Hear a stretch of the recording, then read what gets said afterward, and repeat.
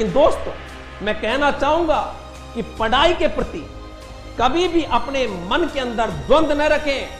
अपने लक्ष्य के लिए मन हमेशा एक ही दिशा में रखें। मन में पढ़ाई के प्रति द्वंद्व नहीं होना चाहिए। पढ़ाई के प्रति तो मन स्थिर होना चाहिए, कांस्टेंट होना चाहिए, विराम अवस्था में होना चाहिए।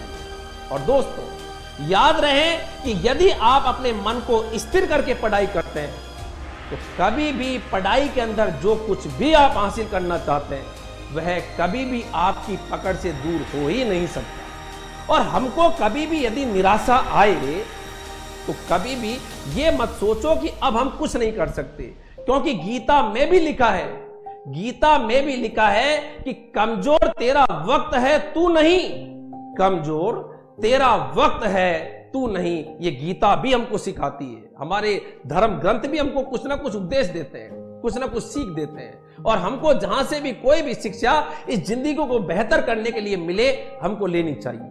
और दोस्तों, इस जिंदगी के अंदर हर प्रॉब्लम के दो ही सॉल्यूशन होते हैं। कोई भी समस्या आती है, उस समस्या के समाधान के दो ही तरीके हैं, भाग लो या भाग लो। आप कहोगे गुरुजी भाग लो क्या? भाग लो, रन अवे, या तो उस समस्या से भाग जाओ, या फिर भाग लो, पार्टिसिपेट करो उसके अंदर, उस समस्या से लड़ो। इसलिए हर समस्या के दो ही सॉल्यूशन होते हैं, भाग लो, रन अवे, या तो भाग जाओ, या फिर भाग लो अर्थात उसके अंदर पार्टिसिपेट करो। और जिंदगी के अंदर यदि समस्याओं को लड़ना हम सीख गए तो समस्या हमको कभी परास्त नहीं कर सकती, क्योंकि मनुष्य से शक्तिशाली कोई भी नहीं है।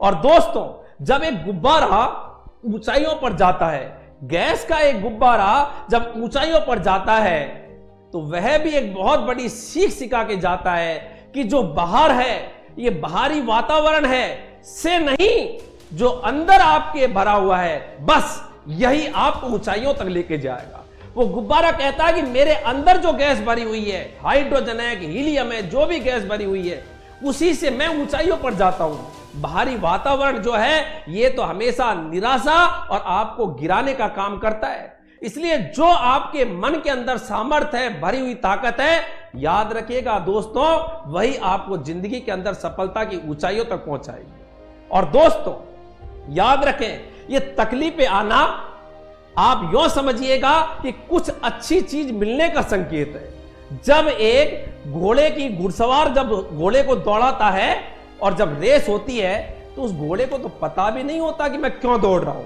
वो तो जो उसका मालिक अर्थात जो घुड़सवार उस घोड़े पर बैठा हुआ है, उसकी लगातार जब चाबुक पड़ती है, उस दर्द के कारण दौड़ता है।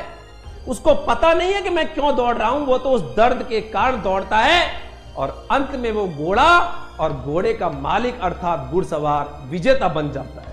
तो याद रखो दोस्तों, कभी भी कोई भी परेशानी आए तो आप समझिएगा कि उस मालिक ने, खुदा ने, ऊपर वाले ने हमको किसी रेस के अंदर विजेता बनाने के लिए तकलीफ दी है। हमारा काम तो परेशानियों को लेते हुए भी दौड़ते रहना है।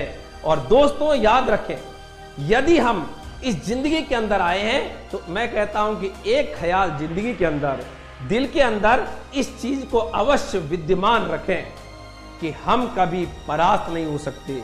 हम जिंदगी के अंदर विजेता बनने के लिए ही आए हैं और उस विजेता बनने के लिए हमको आवश्यकता है एक अच्छी योजना बनाने की, आवश्यकता है एक रणनीति बनाने की, आवश्यकता है कि हम हमारे गुरु, माँ बाप और ईश्वर के आशीर्वाद को लेकर साथ में जो भी हमको दिया गया दायित्व है, उस दायित्व को क्रियान्वित कैसे करें उसके बारे में सोचने की आवश्यकता है।